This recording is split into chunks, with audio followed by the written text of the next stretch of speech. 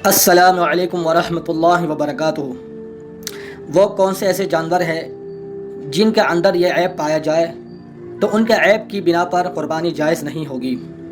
तो सबसे पहला है कि अल्लाह के रसूल सल्लल्लाहु अलैहि वसल्लम ने इरशाद फरमाया, अल-मुस्तअसिला यानी ऐसा जानवर जिसकी सींग जड़ से टूटी हुई हो, तो ऐसे जानवर की क़ुरबानी जायज़ नहीं है। यानी अगर कोई जानवर ऐसा पैदा हुआ है जिसकी पैदाइशी तौर पर सींगें नहीं हैं या उसकी सींग तो टूट गई है मगर ऊपर से टूटी है, तो इस हाल में तो क़ुरबानी जायज़ है।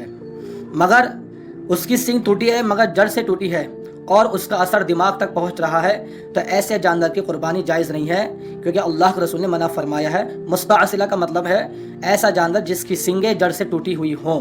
इसी तरह वो जानवर जिसके पैदाइशी कान ज़ाहिरी दिखाई न देते हों, या उसके कान तो हैं मगर वह आधे से ज़्यादा कटे हुए हैं, तो इन दोनों हालतों में क़ुरबानी जायज़ नहीं होगी। हाँ, अगर कान है और आधे से कम कटे हुए हैं तब तो क़ुरबानी दुरुस्त हो जाएगी।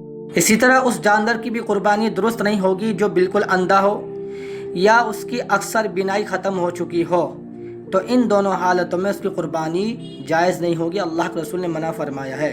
इसी तरह अल्लाह के रसूल ने उस जानवर की क़ुरबानी से मना फरमाया जो बिल्कुल पोपला हो या उसके दांत ना हो बिल्कुल भी, यानी इस तरह का पोपला हो कि अगर वो चारा ना खा पाता हो, बिल्कुल भी कादिर ना हो, तो ऐसे जानवर की क़ुरबानी दुरुस्त नहीं है। हाँ, अगर उसके एक दो दांत टूटे हुए हों और वो उससे चारा खा लेता है तब तो ऐसे जानवर की क़ुरबानी दुरुस्त होगी, वरना पोपले जानवर की क़ुरबानी दुरुस्त नहीं होगी। इसी तरह उस जानवर की भी क़ुरबानी जायज़ नहीं है जिसकी दुम का अक्सर हिस्सा कटा हुआ हो। हाँ, अगर अक्सर हिस्सा कटा हुआ नहीं है, कुछ हिस्सा बाकी है, तब तो उसकी क़ुरबानी जायज़ है, और अगर अक्सर हिस्सा कटा हुआ है, आधे से ज़्यादा है, तो उस जानवर की क़ुरबानी जायज़ नहीं होगी। इसी तरह उस जानवर की भी क़ुरबानी जायज़ नहीं है जो मुकम्मल लंगड़ा हो, यानी चल ना पाता हो, जिसे चलने में बहुत दुश्वारी हो, तो ऐसे जानवर की भी क़ुरबानी जायज़ नहीं है। हाँ, अगर वो लंगड़ा तो नहीं है मगर वह अटक अटक के चलता है और वह अपनी क़ुरबान गाह तक पहुँच जाए तो उसकी क़ुरबानी जायज़ होगी। इसी तरह वो जानवर भी जो नजासत खाता हो तो उसकी भी क़ुरबानी जायज़ नहीं है। हाँ, अगर वो चारा खाता है और नजासत कम खाता है तब तो क़ुरबानी जायज़ होगी, वरना मुकम्मल तौर पर अगर वो नजासत खाता है, चारा बिल्कुल भी नहीं खाता है, तो ऐसे जानवर की भी क़ुरबानी जायज़ नहीं होगी। एक मालदार आदमी है, उसने जानवर ख़रीदा, बिल्कुल सही सालिम था। अब बाद में उसके अंदर कोई ऐब पैदा हो गया तो हुक्म यही है कि वो दूसरा जानवर लाए और उसकी क़ुरबानी करे।